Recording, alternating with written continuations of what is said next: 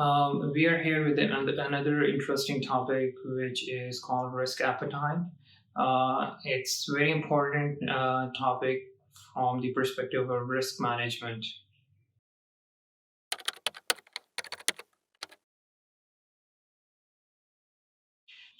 Risk appetite is basically it goes with a similar analogy of a human that where how much how much they can eat.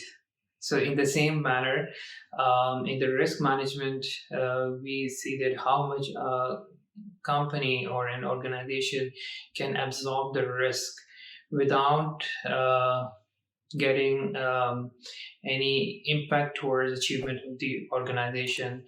So risk appetite in some organization is being formally documented in order to spread the news or spread the message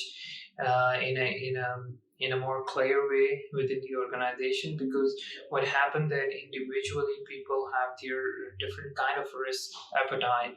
Some people are by nature risk averse, some people are risk taker, some people falls in between. So similarly the organizations are run by individuals and they make decisions based on their personalities and based on their upbringing as well, because that defines how risk taker they are in their life and in their career. So within the organization that no individual can pose so much threat to the organization, they define the risk appetite in a statement or documented form in which they define the limits, authorities, and the decision-making process. Who can take the decision, who can review the decision, who can approve the decision. So those limits are being defined in order for the management within the organization to take actions which cannot be detrimental to the company. In risk appetite, um, there is another term which is called uh, risk tolerance. So I will give you an example by which you will be able to understand even more. Let's say you are driving on a highway and the highway speed is 100 miles per hour. So that is, if you drive within that speed, it's fine. However, if you even increase it to 110, you are still not being fined, but you have to be cautious about it, because the moment you cross 110, or let's say in some places 120, then the camera will detect you and they will give you a ticket or a fine. Similarly, within the organization, the limits are being defined. So there are hard limits, which means that they can take certain decision to a certain extent within the company.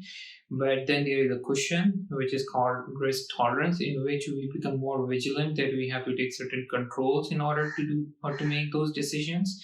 And then there are avoidance, where we are not allowed to go beyond that, because then it will expose the organization to a higher risk. So so any decision which our management are taking, they are unconsciously or consciously aware, and they try to benchmark their decision based on those risk appetite of the organization, or if there is a statement clearly defining which decisions they can take and which they can avoid, they do it the same way.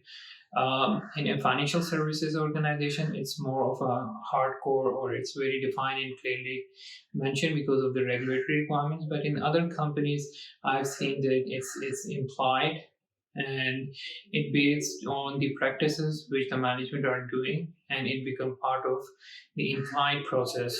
So whatever is the situation in risk assessment, whenever you carry out risk assessment high, medium, low, and see the impact, you should unconsciously or consciously try to benchmark against the risk appetite of the organization to see whether the controls are effective or not, or whether the people, or I mean, in terms of benchmarking the residual risk and control risk. So this is one of the key important topic which need to have a good grasp by the risk practitioner in order to refine and have a good risk assessment within the company.